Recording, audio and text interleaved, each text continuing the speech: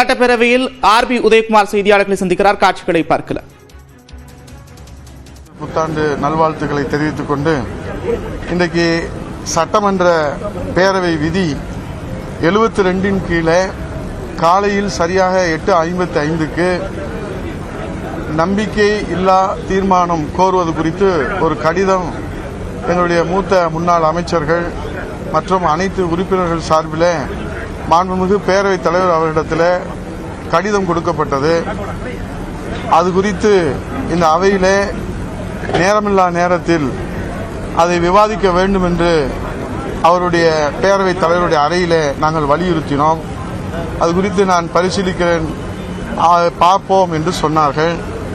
ஆகவே சட்டப்பேரவையிலே கேள்வி நேரம் முடிகின்ற வரை நாங்கள் அனைவரும் அமைதியாக உட்கார்ந்திருந்து மாண்புமிகு பேரவைத் தலைவரிடத்தில் பல முறை மாண்புமிகு எதிர்க்கட்சி தலைவர் அவர்கள் நேரமில்லா நேரத்திலே சட்டம் ஒழுங்கு பிரச்சனை உள்ளிட்ட பல்வேறு பிரச்சனைகளை கேள்வி எழுப்புகிற போது பல்வேறு காரணங்களை சொல்லி அவர் தட்டி கழிப்பதிலே தான் அக்கறை செலுத்துகிறாரே தவிர பிரதான எதிர்க்கட்சி விவாதிப்பதற்கு அவர் வாய்ப்பு கொடுக்கப்படுவதில்லை. அதை அங்கே அவையிலே நாங்கள் அனைவரும் எழுந்து நின்று பேரவைத் தலைவருடைய கவனத்தில் பேரவை விதி 72 கீழ் அமைச்சரவையிலே உள்ள அமைச்சர்கள் மீது நம்பிக்கையின்மை தெரிவிக்கும் அந்த தீர்மானத்தின் மீது விவாதிக்க வேண்டும் என்று கோரிக்கை வைத்தோம்.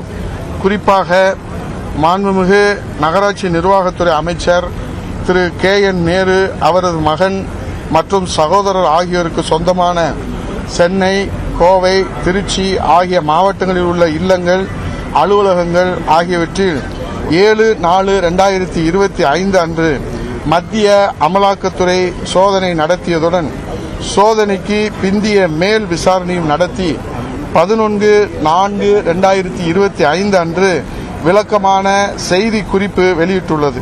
எனவே இவர் மேல் நம்பிக்கையின்மை தீர்மானம் கொண்டுவர கோரப்படுகிறது. அதேபோல மாண்புமிகு வன மற்றும் காதித்துறை அமைச்சர் திரு K. பொன்முடி அமைச்சராக பதவியேற்கும் பொழுது அளித்த உறுதிமொழியை மீறி இந்து மதத்தை பெண்களுடன் இணைத்து சென்ற வாரம் ஒரு நிகழ்ச்சியிலே அவதூறாக பேசியதால் அமைச்சர் பதவியேற்கும் பொழுது அவர் ஏற்ற உறுதிமொழியை மீறி நடந்து கொண்டதால் அவர் மேல் நம்பிக்கையின்மை தீர்மானம் கொண்டு வருவதற்கு கடிதம் கொடுக்கப்பட்டது. அதேபோல மாண்புமிகு மின்சாரம், மதுவிலக்கு மற்றும் ஆயத்தீர்வைத்துறை அமைச்சர் திரு V. செந்தில் பாலாஜி அவர்கள் துறையிலான டாஸ்மாக் நிறுவனம் மற்றும் கடைகள், தனியார் மதுபான ஆலைகள் மத்திய அமலாக்கத்துறை 6/3/2025 அன்று சோதனை நடத்தி சுமார் முதற்கட்டமாக 1000 கோடி ரூபாய்க்கு மேல் முறைகேடுகள் நடந்துள்ளதாக செய்தி குறிப்பு வெளியிடப்பட்டது.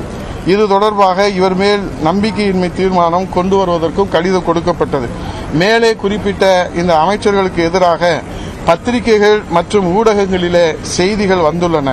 மத்திய அமலாக்கத்துறையும் செய்தி வெளியிட்டுள்ளது.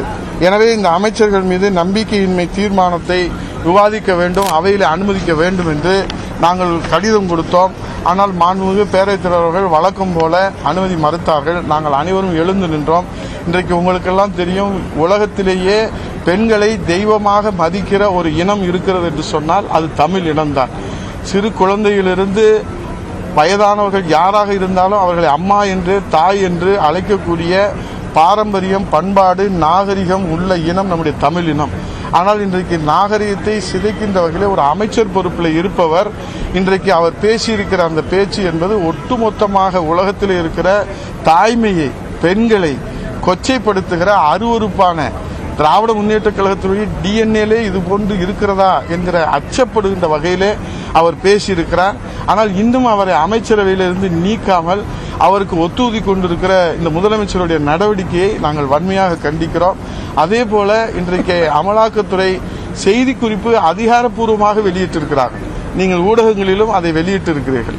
அதன் அடிப்படையிலே தான் நாடு முழுவதும் பேசி விவாதிக்கக்கூடிய ஒரு பொருள் குறித்து அவையிலே பேசாமல் பிரதான எதிர்க்கட்சி அனைத்து இந்திய அண்ணா திராவிட முன்னேற்ற கழகம் மாண்புமிகு எதிர்க்கட்சி தலைவர் வருங்கால முதலமைச்சர் புரட்சி தமிழர் எடப்பாடி அவருடைய வழிகாட்டுதலோடு இன்றைக்கு காலை 8:55க்கு நாங்கள் அனைவருமே நேரில் சென்று கையொப்பமிட்டு அனைவருமே இதில் கையொப்பமிட்டு கொடுத்துருக்குறோம். இப்போ இதை தவிர இப்போ யார் அங்கே சொல்லணும்?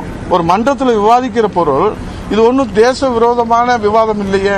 அப்ப பேரவைத் தலைவர் பேசுவதற்கே அனுமதி மறுக்கிறார். நாங்கள் கேள்வி நேரம் முடிகிற வரை பொறுமையாக இருந்தோம். சரி, சட்டப்பேரவையில் பிரதான எதிர்க்கட்சிகளுக்கு பேச அனுமதி வழங்கப்படவில்லை என்று எதிர்க்கட்சி துணைத் தலைவர் RB உதயகுமார் குற்றம் சாட்டியிருக்கிறார். சட்டப்பேரவையிலிருந்து வெளிநடப்பு செய்த பிறகு அவர் செய்தியாளர்கள் இந்த காட்சிகளை பார்த்தோம்.